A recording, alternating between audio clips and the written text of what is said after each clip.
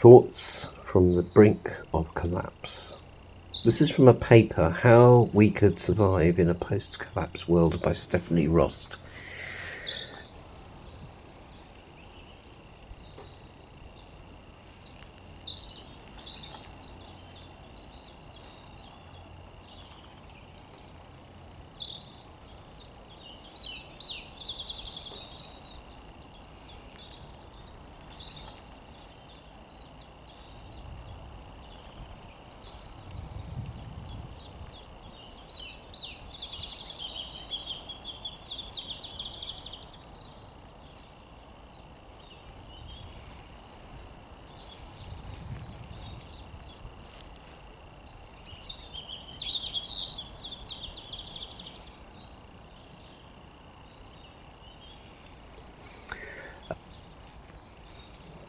So this paper was looking at historical collapses, the kind of really ancient civilizations that have collapsed, and why that has happened, and then it looks more at kind of modern collapses like the Syrian war.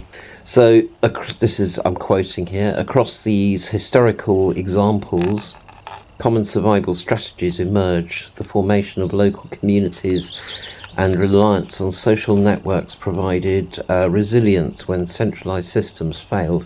In cases like Syria and Venezuela, informal economies, barter systems, and mutual aid networks emerged to sustain daily life in the absence of functioning state institutions. A shift to subsistence farming ensured food security in the absence of large-scale trade. Migration to safer areas or alliances and new power structures offer protection and stability when traditional state services break down. Technological and community innovations such as Syria's communication networks and Yemen's solar-powered energy solutions help people endure hardship and manage transformation, be it fast or slow, in response to instability. Also appears to be a theme of historical collapse examples. So we should be expanding skills for survival. Due to their origins within the stable climate environment, skills such as farming, hunting and foraging will need to adapt to an unpredictable challenges of the Anthropocene. No longer will the seasons be predictable, and the ability to grow crops or raise animals for food is in doubt. The complex societies could collapse downwards to smaller but surviving equilibrium. The contrast here is that the process of ecological degradation contributing to factors of collapse could take significant swaths of Earth's inhabitants, both animal and human, to the brink of extinction. In terms of survival practices, therefore, communities should focus skills on disaster response, such as first aid, search and rescue techniques, emergency shelter construction, as well as psychological first aid to address the trauma and stress. Traditional healthcare systems break down. Community health networks that focus on preventative care and identifying vulnerable individuals could save lives, given the significant importance of healthcare. Specialist survival skills, recycling and repurposing. The ability to innovate and repurpose materials, turning discarded items into usable tools, building materials and energy sources will become useful skills. Knowledge sharing through digital or low-tech means, radio networks and mesh networks or printed guides can help to spread crucial information on survival techniques when internet is no longer available. XR readiness was an attempt at this, but sadly was deeply flawed. Preparing for psychological challenges. The psychological impact of collapse will be immense, especially in a world where familiar landmarks and ways of life are disappearing. Emotional resilience will need to go beyond maintaining hope. It will involve developing a deep connection to nature, finding purpose in community service, and embracing new identities as protectors of the environment and each other. Survival in the Anthropocene will also mean embracing uncertainty as a constant companion. as cascading climate disasters are likely to cause ongoing psychological trauma, even in times of calm.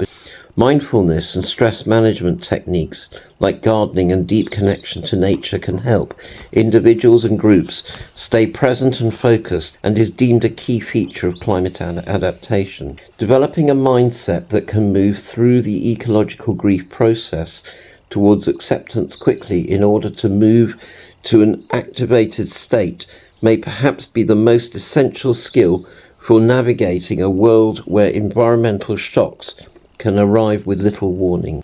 Cultural adaptability will be important as physical adaptation, rethinking societal values, moving from consumerism to sufficiency and stewardship, is crucial for long-term survival given its impact on the environment. This involves shifting away from individualistic survivalism towards collective resilience and embracing simpler, more sustainable ways of living. Communities can redefine well-being to focus on relational, environmental health rather than material wealth, and will better prepare for a world where abundance can no longer be taken for granted. Cultural flexibility will also require a willingness to change long-standing traditions around food, housing, social structures to fit new environmental realities.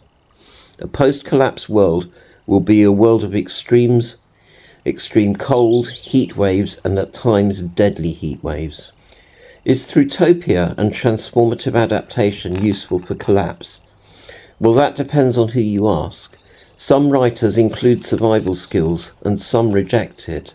Suggesting that learning survival skills is a trope is clearly only the view of one person promoting Throughtopia. It's a short-sighted view given the nature of our predicament. This is a view based on the idea that things aren't as bad as they are. As long as wet bulb temperatures aren't mentioned, then we can keep it that way.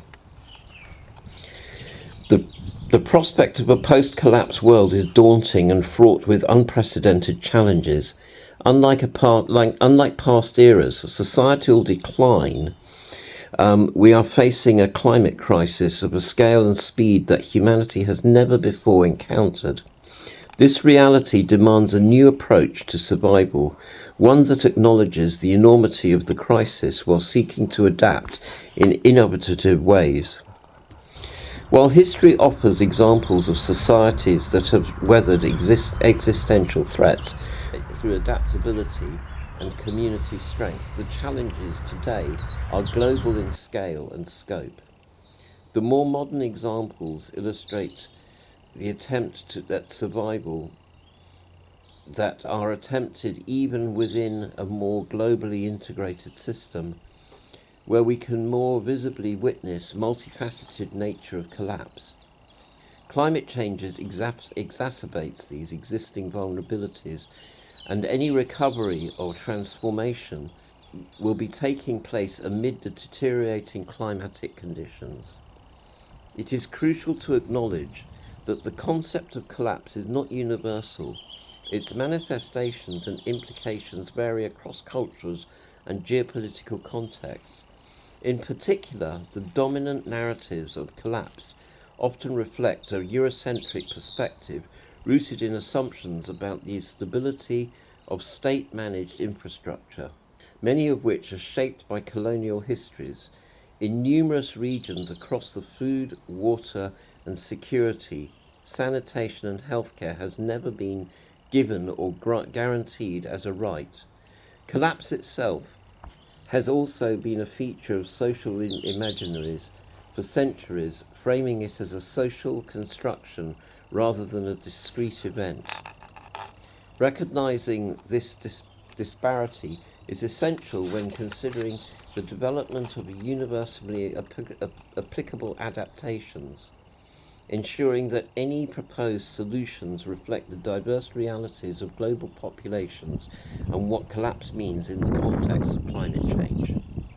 When I make these videos about distressing subjects, I do something which is about tricking the mind into a more relaxing state. So I layer in birdsong, and obviously you're seeing footage of the nature that I have taken. And what these things actually do is they produce serotonin in your brain, and that helps to relax you. And if you learn anything, you also get a bit of dopamine. It's a naughty trick,